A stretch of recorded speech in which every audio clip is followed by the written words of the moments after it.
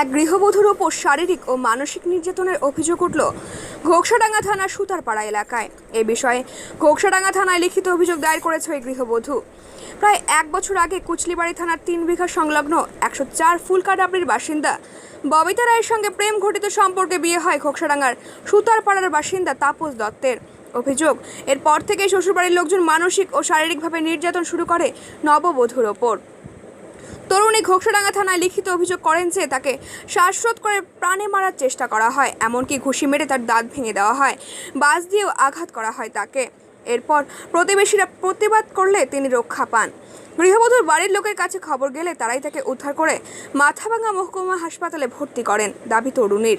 এছাড়াও তরুণী অভিযোগ করেন তাপস দত্ত নামে অভিযুক্ত যুবক একটি ব্যাংকের কর্মী পরিচয় দিয়ে তার সঙ্গে সম্পর্ক স্থাপন করে, উক্ত সংস্থায় চাকরির টোপ দেয় ও তার কন্যাশ্রী প্রকল্পের 25,000 টাকা আত্মসাৎ করে। এই বিষয়ে অভিযুক্তদের সঙ্গে ফোনে যোগাযোগ করতে চাইলে তারা কোনো মন্তব্য করতে চাননি। ববিতা রায়, বাড়ি কোথায়? বাড়ি আমাদের বাড়ি বাড়ি ঠিকানা 3 বিঘা। 3 বিঘা। বাবার নাম কি? বাবার নাম হচ্ছে প্রবীণ রায়। মার নাম হচ্ছে জয়ন্তী রায়। জয়ন্তী রায়। আর থানা হচ্ছে আমাদের কুচলিবাড়ি। এই সমস্যাটা কি হয়েছিল? মানে আমাদের বাড়ি হচ্ছে 3 বিঘায়। আমি বিয়ে করছি আমার মাথাভাঙ্গা ঘোকসাডাঙ্গায়। এখন মানে সেখানে আমার বিয়ে হয়েছে। আমার বিয়ে হওয়ার 1 বছর হয়ে গেল। তারপর সব কিছুই 1 মাস ঠিকই ছিল। তারপর ধীরে ধীরে মানে আমার শ্বশুর শাশুড়ি, আমার ননদ দেওর, আমার স্বামী মানে মানসিক অত্যাচার করে। তারপর হচ্ছে আমার মানে শারীরিক অত্যাচারও করে। আবার আমাকে ভালো থাকতে দেয় না, খাওয়া টাওয়া ঠিক মতন দেয় না, আমাকে সকালে খেতে দিলে দুপুরবেলা খেতে দেয় না। তারপর হচ্ছে আমাকে ঘরের মধ্যে বন্দি করে রাখে, আবার ঘরের মধ্যে বাইরে বসে তালা মারিয়ে দেয়, আবার দরজার মধ্যে আবার তালা মারিয়ে দিয়ে রাখে, সব জায়গায় তালা মারিয়ে রাখে, সবসময় বডি গার্ড, রান্না করে ঢুকতে দেয় না আমাকে। এবার শারীরিক যে অত্যাচার করেছিল তার কোনো প্রমাণ বা ইতি আছে? এই যে আমার কাছে মেডিকেল হসপিটালের সার্টিফিকেট আছে। এটা না? এটা কোথাকার? মাথাভাঙ্গা থানা, মাথাভাঙ্গা হসপিটাল। আর ছেলের নাম কি? ছেলের নাম হচ্ছে তাপস দত্ত। তারপর বাবা হচ্ছে বলরাম দত্ত। তো বিয়ের প্রমাণ আছে কি? হ্যাঁ, বিয়ের প্রমাণ আছে। ছবি দাও। এই যে বিয়ের ফটো, আমাদের বাড়িতে বিয়ে হয়েছে, আমাদের বিয়ের ফটো।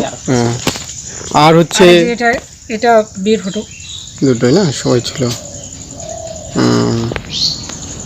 আর হচ্ছে আর কোনো সমস্যা হয়েছিল কি? আমার কন্যাশ্রী টাকা নিশ্চয়, কন্যাশ্রী টাকা তুলে নিয়েছিল তো?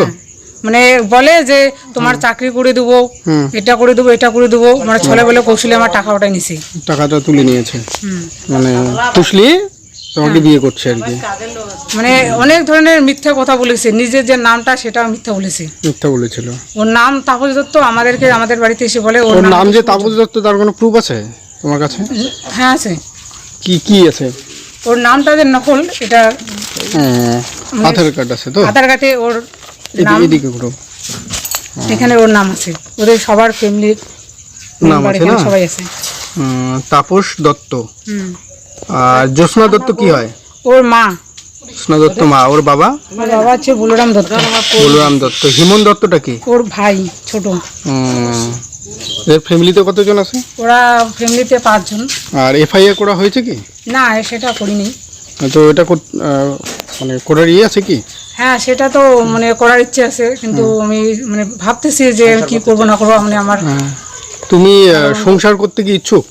আমার তো সংসার করার ইচ্ছা, আছে জন্যই আমি বারবার ওখানে যাই। কিন্তু আমার বারবার যে ওরা আমার সাথে অন্যায় অত্যাচার করে, শারীরিক অত্যাচার, মানসিক অত্যাচার, মানে বধূ নির্যাতন করে সবসময়। আমি এগুলো সহ্য করতে পারি না। তারপর আমি কিছুদিনের মধ্যে আবার বাড়িতে আসি, আবার যাই, আবার মানে ওখান থেকে আমাকে তাড়িয়ে দেয়। মানে ওরা ওখানে থাকতেই দেয় না। আর আমার স্বামীর সাথে তো আমাকে জবের থেকে 1 বছর হয়েছে বিয়ে হওয়ার, আমার স্বামীর সাথে কোনো আমার মানে কোনো সম্পর্কই নেই। যে একটা স্বামী স্ত্রীর একটা সম্পর্ক থাকে, সেই সম্পর্কটা কোনোদিন হয়নি। আমার শ্বশুর শাশুড়ি ননদার তার কাছে পৌঁছতে দেয় না, আমাকে তার সাথে কথা বলতে দেয় না। এমনকি যে ওকে যে আমি কিছু খাবার দিতে যাব, সেটাও দিতে দেয় না। এখন যদি ওর পাশে গিয়ে বসি, তো ও বলে কি যে তুমি এখানে কি করো। আমার স্বামী, আমার অধিকার আছে তার কাছে যাওয়ার, তাকে ভালো মন্দ কথা বলার, কিন্তু সেটা ওরা দেয় না।